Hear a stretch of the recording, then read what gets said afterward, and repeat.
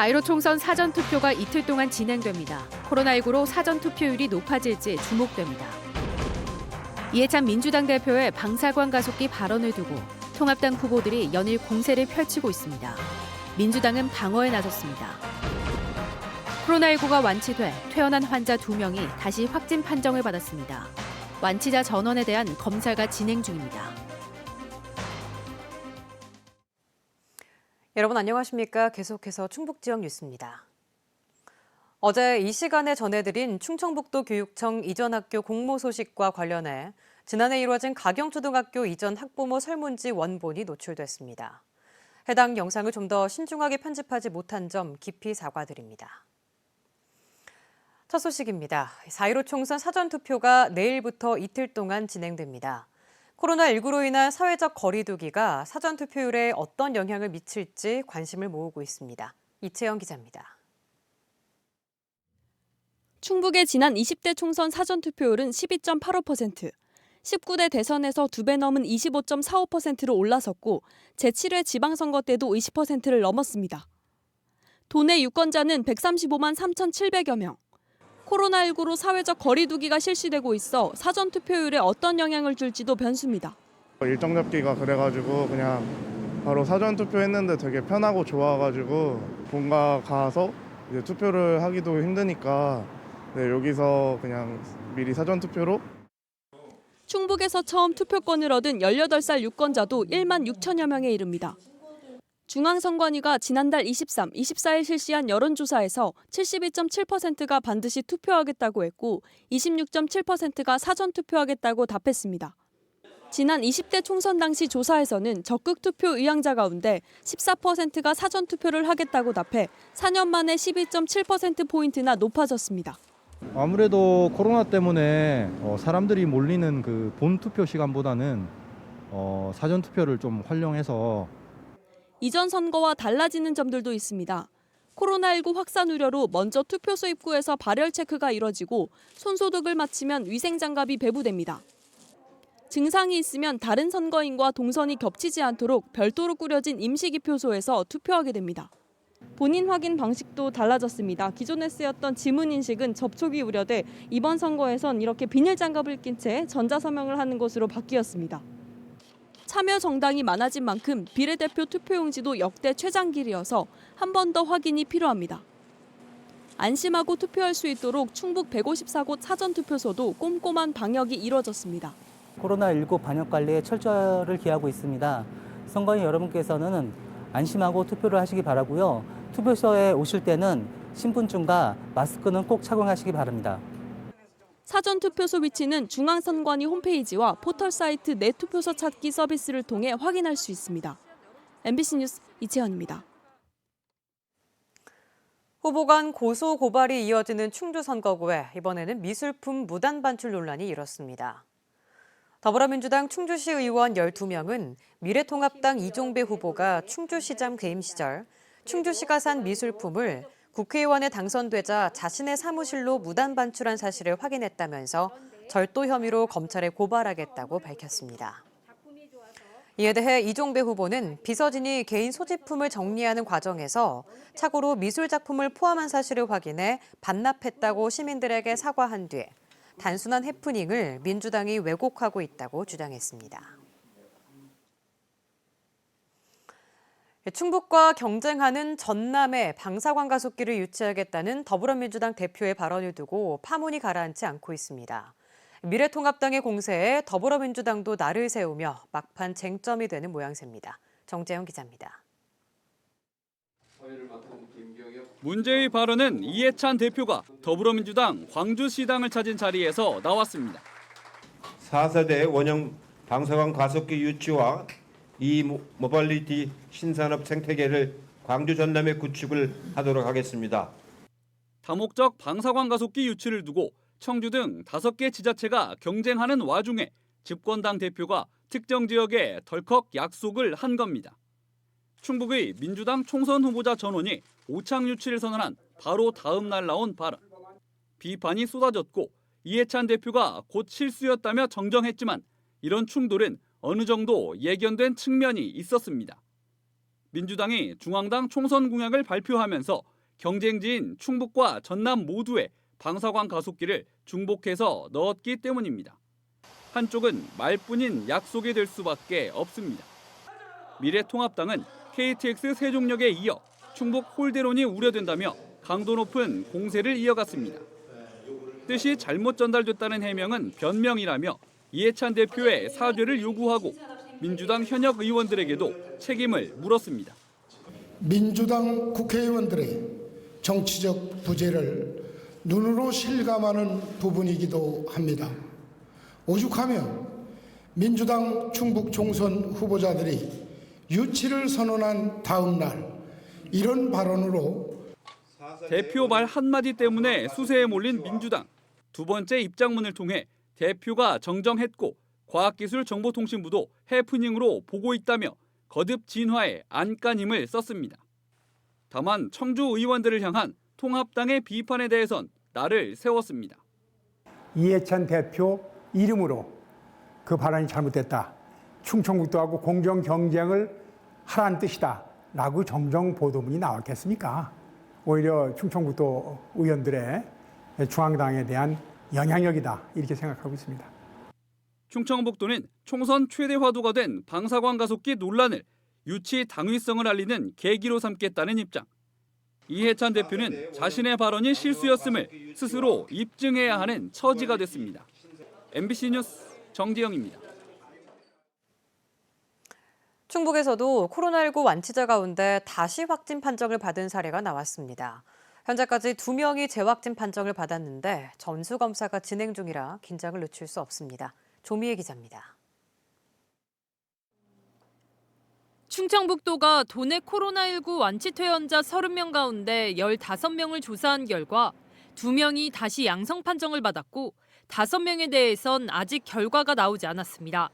재확진 환자는 충북 11번째, 15번째 환자로 재확진 판정을 받기까지 호흡기 이상이나 발열 등 별다른 의심 증상은 없었던 것으로 알려졌습니다. 호흡기 증상이니 기침 같은 거, 그런 건 열 같은 거 없다고 말씀하시더라고요. 그래갖고 계속 안심하고 있었는데 이렇게 나와서 우리도 좀 당황스럽죠. 역학조사 결과 충북 11번째 환자는 퇴원 뒤 자택에 머물렀습니다. 15번째 환자는 가족과 함께 청주 금천동과 용암동 일대 제과점, 잡화점, 마트를 다닌 것으로 드러났지만 상호명은 공개되지 않았습니다. CCTV 분석 결과 본인과 마주친 사람 대다수가 마스크를 착용하고 있었고 가족 외엔 마스크를 안 쓴 마트 직원 1명만 자가격리 조치됐습니다. 재확진 환자들은 청주의료원에 격리 입원됐습니다. 보건당국은 나머지 완치 퇴원자들에 대한 검사도 빠르게 진행하고 재확진 환자들의 항체 형성과 재감염 여부에 대해 면밀히 살필 예정입니다. 살아있는 바이러스의 여부, 감염 여부에 대해서는 정밀 조사 및 전문가 의견을 수렴하여 완치자 및 격리 해제자에 대한 관리 지침을 마련할 예정입니다. 지침상 재확진 판정이 나오기 전까진 완치 퇴원자들에게 다시 격리를 요구하지는 못하는 실정이라 보건당국은 긴장하고 있습니다. MBC 뉴스 조미입니다. 청주시가 자가격리를 위반한 20대 여성을 경찰에 고발했습니다. 지난 1일 필리핀에서 입국한 21살 여성은 자가격리 대상자로 분류됐지만 지난 4일 청주시 흥덕구 자택에서 나와 300m 떨어진 어머니 식당을 방문했습니다. 이 여성은 집으로 돌아오면서 사진을 촬영해 SNS에 올렸고 이것을 본 사람이 신고해 들통났습니다. 다행히 이 여성이 집과 음식점을 오가는 과정에서 접촉한 사람은 없는 것으로 알려졌습니다. 사상 초유의 온라인 계약이 시작됐습니다. 수업 첫날 우려대로 불안정한 시스템으로 접속이 끊기거나 접속 장애가 빚어지는 문제가 어김없이 일어났습니다. 김영일 기자입니다. 학생들이 없는 텅 빈 고3 교실에서 선생님이 출석을 부르고 수업을 시작합니다. 학생들은 아무도 없지만 노트북 2대 앞에서 열강을 이어갑니다. 질문과 대답도 실시간으로 오갑니다.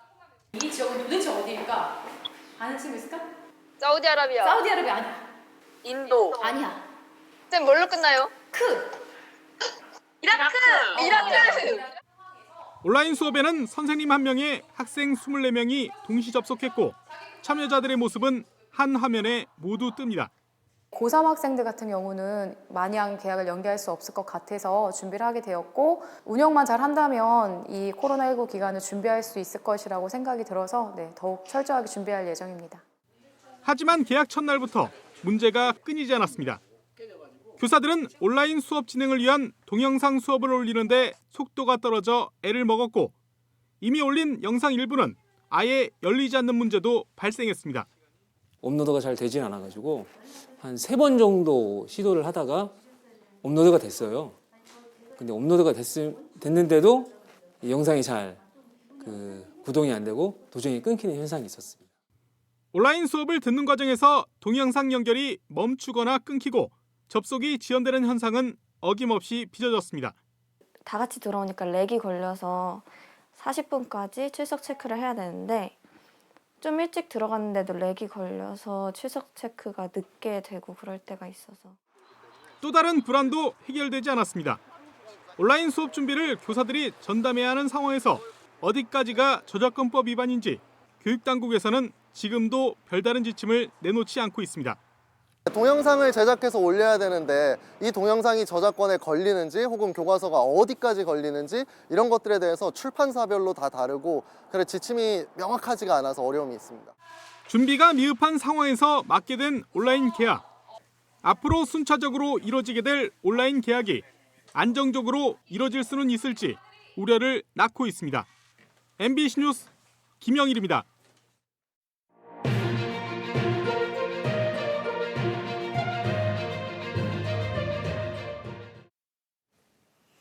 네, 선거 구별로 후보들의 공약을 살펴보는 시간. 오늘은 4개 군이 모여 한 선거구를 이룰 정도로 인구가 줄어가는 충북의 동남 4군입니다. 보호해야 할 노약자가 많기 때문일까요? 현금성 공약들이 눈에 띕니다. 심충만 기자입니다. 보은과 옥천, 영동 등 기존 3개 군도 모자라 괴산까지 편입해 한 선거구를 이룬 동남 4군. 이런데도 4년 만에 인구 5천 명이 더 주는 등 소멸 위기를 대변하는 농촌의 전형입니다. 지역을 구성하며 지탱하고 있는 건 점점 고령화되는 농업사회. 21대 총선에 나선 주자들은 긴급 처방부터 내놨습니다. 모든 농업인에게 기본소득이나 연금제 명목의 현금을 지원하고 사회적 약자에 대한 현금성 지원도 늘려 일정 수준의 주민 생계를 보장한다는 공약들이 이구동성 이어졌습니다. 당장 현금성 복지 공약이라 솔깃하긴 한데 문제는 돈입니다. 저는 제 공약을 발표하기 앞서서 실제 저희 국가 기본 계획이라든지 그런 공약들을 모두 다 검토를 다 했습니다. 그래서 일단은 저희 지역에서 실현 가능한 공약부터 발표를 한 것입니다. 예산에 보면은 큰 비중을 차지를 안 하고 있어요. 그렇기 때문에 그 부분은 우리가 예결이라든가 또 정부에다 충분히 요구를 해서 관철시킬 수 있는 그런 부분입니다. 4개 군에 걸친 넓은 지역에서 공통적인 요구는 교통망 확충. 도전자 입장에 더불어민주당 곽상원 후보는 새로운 구상을 또 만들어내기에 앞서 지지부진한 기존 과제 해결이 먼저라며 재선 현역인 상대 후보를 겨냥했고 지금까지 방치되어 온 삶이 만족하신다면 현역 국회의원을 찍으셔야 합니다. 만약에 그렇지 않다면 새로운 바람이 필요한 것입니다. 미래통합당 박덕흠 후보도 동서횡단철도며 각종 고속도로 등 국가 차원에서 추진 중인 기존의 교통망 공약들을 거듭 나열했습니다. 중장기적이죠. 예를 들어 시간이 좀 많이 필요한 거 아니겠습니까? 결국은 그렇기 때문에 우선 시작을 해서 이것을 시작하게끔 만드는 것이 제일 중요한 겁니다. 이 밖에 국가혁명배당금당의 김현원 후보는 별도의 지역 공약을 제시하지 않았고 한나라당 최덕찬 후보는 국제적 문화관광지 개발과 의료관광, K뷰티 복합센터 설립 등을 제시했습니다. MBC 뉴스 심충만입니다. 지금까지 충북지역 뉴스였습니다. 계속해서 스포츠 뉴스를 보내드립니다. 고맙습니다.